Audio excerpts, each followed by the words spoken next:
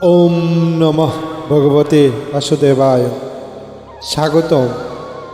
আজ আমরা প্রবেশ করব শ্রীমদ্ ভগবদ্গীতার ষষ্ঠ অধ্যায়ে, যা ধ্যান যোগ। এ অধ্যায় আমাদের শেখায় কিভাবে একাগ্রচিত্তে ধ্যান করে আত্মসাক্ষাৎ লাভ করা যায়। জীবন যুদ্ধে যখন মন ছুটে বেড়ায় বহির্বিশ্বে, তখন ধ্যানই হয়ে ওঠে মুখ্যের দ্বার। আসুন আজকের এই মহৎ শাস্ত্রের আলোকে আমরা সন্ধান করি সত্যজ্ঞান, আত্মসংযম ও ভগবানের অভ্যন্তরীণ উপলব্ধির পথ। শুরু করছি শ্রীকৃষ্ণের মুখনিসৃত মহাবাণী বাংলা অনুবাদ। জয় শ্রীকৃষ্ণ। গুরুভ্রাতা, গুরুভগ্নী এবং সবাই এবং প্রিয় দর্শকবৃন্দ, সবার প্রতি রইল অসংখ্য প্রণাম। আপনাদের প্রতি বিশেষ অনুরোধ রইল আমাদের এই চ্যানেলটি শ্রীমদ্ ভগবদ্গীতা যথাযথ লাইক, শেয়ার ও সাবস্ক্রাইব করবেন। আপনার মহামূল্যবান মতামত আমাদের কমেন্ট বক্সে জানাবেন। সবাইকে প্রণাম জানিয়ে বাংলাতে এই অধ্যায়ের ব্যাখ্যা শুরু করছি। ভুল ত্রুটি মার্জনীয়। শ্রী ভগবান বলেন, পরমেশ্বর ভগবান বলেন, যিনি অগ্নিহোত্রাদি কর্মত্যাগ করেছেন এবং দৈহিক চেষ্টাশূন্য, তিনি সন্ন্যাসী বা যোগী নন। যিনি কর্মফলের প্রতি আসক্ত না হয়ে তার কর্তব্য কর্ম করেন, তিনি যথার্থ সন্ন্যাসী বা যোগী। হে পাণ্ডব, যাকে সন্ন্যাস বলা যায় তাকেই যোগ বলা যায়, কারণ ইন্দ্রিয় সুখ ভোগের বাসনা ত্যাগ না করলে কখনোই সে যুগ থেকে যোগী হওয়া যায় না। অষ্টাঙ্গ যোগ অনুষ্ঠানে যারা নীরব এবং নবীন, তাদের পক্ষে কর্মানুষ্ঠান করাই উৎকৃষ্ট সাধন।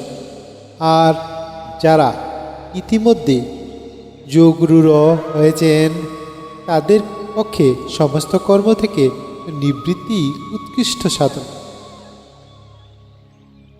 যখন যোগী জড়সুখ ভোগে সমস্ত সংকল্প ত্যাগ করে ইন্দ্রিয় ভোগের বিষয় এবং সকাম কর্মের প্রতি আসক্ত রহিত হন, তখন তাহাকে যোগরূঢ় বলা হয়।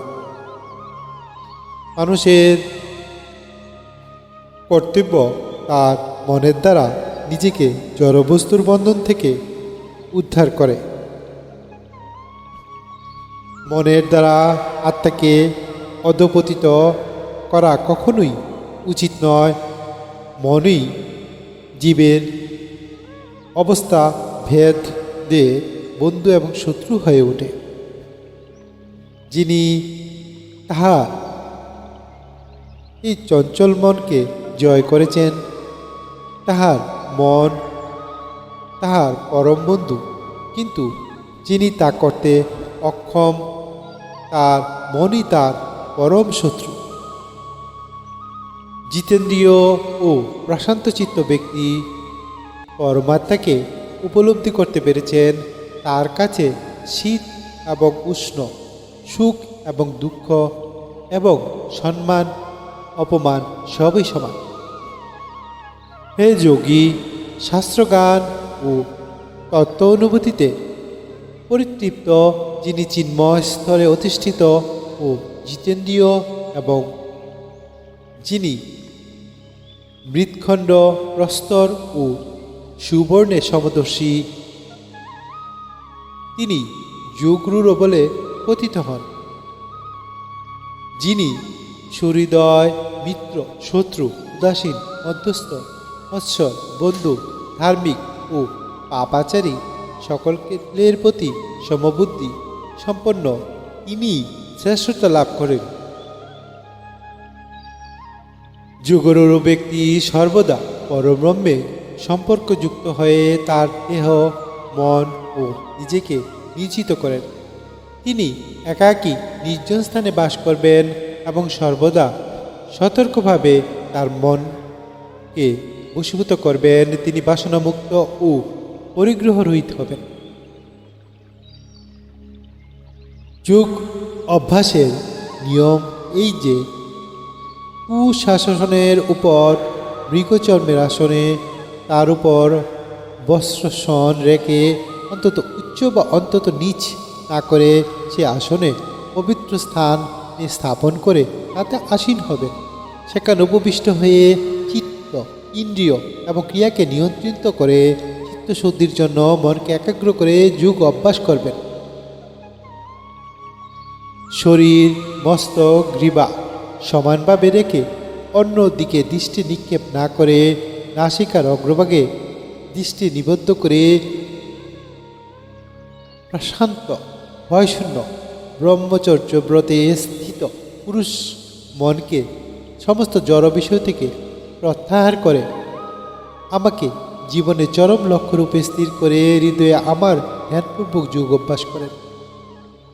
এভাবেই দেহ, মন ও কার্যকলাপ সংযুক্ত করার অভ্যাসের ফলে যোগী জড়বন্ধন মুক্ত হন এবং তিনি তখন আমার ধাম প্রাপ্ত হন। অধিক ভোজনকারী, নিত্য অনাহারী, নিত্য নিদ্রাপ্রিয় ও নিদ্রাশূন্য ব্যক্তি যোগী হওয়ার পক্ষে কখনো সম্ভব নয়। যিনি পরিমিত আহার ও বিহার করেন, পরিমিত প্রয়াস করেন, যা নিদ্রা ও জাগরণ নিয়মিত, তিনি যোগ অভ্যাসের দ্বারা সমস্ত জড় জাগতিক দুঃখের নিবৃত্তি সাধন করতে পারেন। যোগী যখন অনুশীলনের দ্বারা চিত্তবৃত্তি নিরোধ করেন এবং সমস্ত জড় কামনা বাসনা থেকে মুক্ত হয়ে আত্মাতে অবস্থান করেন, তখন তিনি যোগমুক্ত হয়েছেন বলে বলা হয়। বায়ুশূন্য স্থানে দীপশিখা যেমন কম্পিত হয় না, চিত্তবৃত্তি নিরোধ অভ্যাসকারী যোগী চিত্ত তেমনি অবিচলিত থাকে। যোগ অভ্যাসের ফলে সেই অবস্থার চিত্ত সম্পূর্ণরূপে জড় বিষয় থেকে প্রত্যাহৃত হয় এবং অবস্থাকে যোগ সমাধিকল্প বলা হয়। এই অবস্থা শুদ্ধ অন্তঃকরণ দ্বারা আত্মাকে উপলব্ধি করে যোগী আত্মাতেই পরমানন্দ আস্বাদন করেন। সেই আনন্দময় অবস্থা অপ্রকৃত ইন্দ্রিয় দ্বারা অপ্রকৃত সুখ অনুভূত হয়। এই পরমার্থিক চেতনা অবস্থিত হয় যোগী আর তত্ত্বজ্ঞান থেকে বিচলিত হন না এবং তখন আর অন্য কোনো কিছু লাভ এর থেকে অধিক বলে মনে হয় না। এই অবস্থায় স্থিত হলে চরম বিপর্যয়, চিত্ত বিচলিত হয় না, জড়জগতের সংযোগে জনিত সমস্ত দুঃখ দুর্দশা থেকে এটাই হচ্ছে প্রকৃত মুক্তি। অবিচলিত অধ্যবসায় ও বিশ্বাস সহকারে এই যোগ অনুশীলন করা উচিত। সংকল্পজাত সমস্ত কামনা সম্পূর্ণরূপে ত্যাগ করে মনের দ্বারা ইন্দ্রিয়গুলিকে সব দিক থেকে নিয়ন্ত্রিত করা কর্তব্য। ধৈর্য যুক্ত বুদ্ধির দ্বারা মনকে ধীরে ধীরে আত্মাতে স্থির করে এবং অন্য কিছুর চিন্তা না করে তাতে সমাধিস্থ হয়ে থাকতে হয়। চঞ্চল ও অস্থির মন যে বিষয়ে ধাবিত হয় সেই বিষয় থেকে নিবৃত্ত করে মনকে আত্মার বশে আনতে হয়। ব্রহ্মভাব সম্পন্ন প্রশান্ত চিত্ত রজগুণ প্রশমিত এবং নিষ্পাপ হয়ে যার মনে আমাতে নিবিষ্ট হয়েছে তিনিই পরম সুখ প্রাপ্ত হন। এইভাবে আত্মসংযমী যোগী জড়জগতের সমস্ত কুলুষ থেকে মুক্ত হয়ে ব্রহ্ম সংস্পর্শস্বরূপ পরম সুখে আস্বাদন করেন। প্রকৃত যোগী সর্বভূতে আমাতে দর্শন করেন এবং আমাতে সব কিছু দর্শন করেন। যোগ মুক্ত আত্মা সর্বত্রই আমাকে দর্শন করেন। যিনি সর্বত্র আমাকে দর্শন করেন এবং আমাদের সমস্ত বস্তু দর্শন করেন, আমি কখনোই তার দৃষ্টি অগোচর হই না এবং তিনিও আমার দৃষ্টি অগোচর হন না। যে যোগী সর্বভূতে স্থিত পরমাত্মারূপে আমাকে জেনে আমার ভজনা করেন, তিনি সর্বাবস্থায় আমাতে অবস্থান করেন। হে অর্জুন, যিনি সমস্ত জীবের সুখ ও দুঃখকে নিজের সুখ এবং দুঃখের অনুরূপ সমানভাবে দর্শন করেন, আমার মতে তিনি সর্বশ্রেষ্ঠ যোগী। অর্জুন উবাচ। অর্জুন বলেন, হে মধুসূদন, তুমি সর্বত্র সমদর্শন স্বরূপ। যে যোগ উপদেশ করলে মনের চঞ্চল স্বভাববশত আমি তার স্থায়ী স্থিতি দেখতে পাচ্ছি না। হে কৃষ্ণ, মন অত্যন্ত চঞ্চল, শরীর এবং ইন্দ্রিয় আদির বিক্ষেপ উৎপাদক, দুর্দমনীয় এবং অত্যন্ত বলবান। তাই তাকে নিগ্রহ করা, বায়ুকে বশীভূত করা একেও অধিকতর কঠিন বলে আমি মনে করি। পরমেশ্বর ভগবান বলেন, হে মহাবাহ, মন যে দুর্দমনীয় ও চঞ্চল তাতে কোনো সন্দেহ নেই। কিন্তু হে কন্তীয়, ক্রমশ অভ্যাস ও বৈরাগ্যের দ্বারা মনকে বশীভূত করা যায়। অসংযত চিত্ত ব্যক্তির পক্ষে আত্মোপলব্ধি দুষ্প্রাপ্য। কিন্তু যারা মন সংযুক্ত করতে পারে এবং যিনি যথার্থ উপায় অবলম্বন করে মনকে বশ করতে চেষ্টা করেন, তিনি অবশ্যই সিদ্ধি লাভ করেন। সেটাই আমার অভিমত। অর্জুন জিজ্ঞেস করলেন, হে কৃষ্ণ, যিনি প্রথমে শ্রদ্ধা সহকারে যুক্ত থেকে পরে চিত্তচঞ্চল হেতু ভ্রষ্ট হয়ে যোগ সিদ্ধি লাভ করতে না পারেন, তবেই সে ব্যর্থ যোগীর কী গতি লাভ হয়? হে মহাবাহ কৃষ্ণ, কর্ম ও যোগ হতে ভ্রষ্ট ব্যক্তি ব্রহ্মলাভের পথ থেকে বিমূঢ় হয়ে যে আশ্রয়হীন হয়ে পড়ে, সে কি ছিন্ন মেঘের মতো একেবারে নষ্ট হয়ে যাবে? হে কৃষ্ণ, তুমি কেবল আমার এই সংশয় দূর করতে সমর্থ, কারণ তুমি ছাড়া আর কেউই আমার এই সংশয় দূর করতে পারে না। পরমেশ্বর ভগবান বলেন, হে পার্থ, শুভ অনুষ্ঠানকারী পরমস্থবিদের ইহলোক ও পরলোকের কোনো দুর্গতি হয় না। হে বৎস, তার কারণ কল্যাণকারী কখনো অধোগতি হয় না।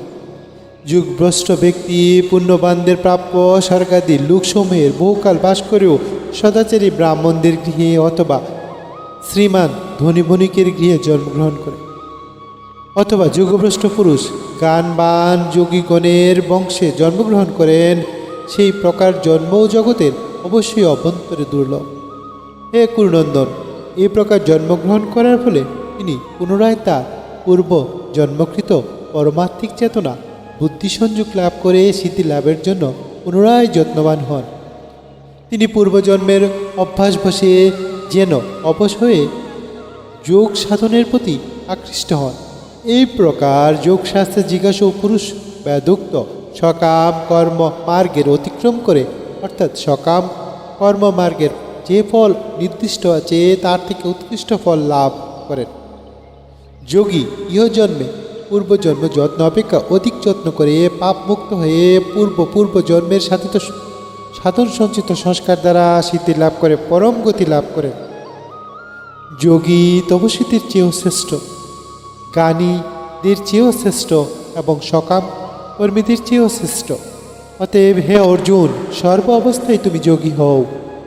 যিনি শ্রদ্ধা সহকারে মদগত চিত্তে আমায় ভজনা করেন, তিনি সবচেয়ে অন্তরঙ্গভাবে আমার সঙ্গে যুক্ত এবং তিনি সমস্ত যোগীদের মধ্যে শ্রেষ্ঠ। আমি তাহার সেই মতে, সেটি আমার অভিমত। আজকের এই ধ্যান যোগ অধ্যায়ের মাধ্যমে আমরা বুঝলাম আসল সাধনা বাহ্যিক নয়, অন্তরায়ণ। ধ্যান, সংযম আর ঈশ্বর প্রেমের মধ্য দিয়ে আত্মার প্রকৃত মুক্তি সম্ভব। আপনি যদি এই গানকে মূল্যবান মনে করেন, অনুগ্রহ করে ভিডিওটি শেয়ার করুন ও লাইক দিন। এই চ্যানেল বাংলা গীতা শ্রীমদ্ ভগবদ্গীতা সাবস্ক্রাইব করুন এবং বেল আইকনটি চাপুন, যাতে পরবর্তী অধ্যায়ের গানবিদ যোগ আপনাকে সময় মতো পৌঁছে দিতে পারি। ভগবান শ্রীকৃষ্ণের কৃপা সবার উপর বর্ষিত হোক। ওম শান্তি শান্তি শান্তি। ধন্যবাদ সবাই।